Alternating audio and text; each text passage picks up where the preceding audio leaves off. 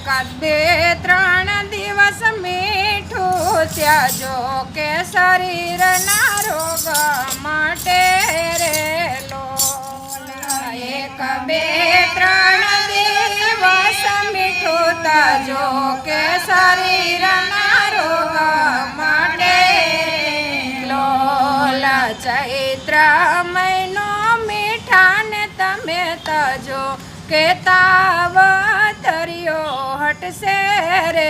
Lola ચૈત્ર મહિનો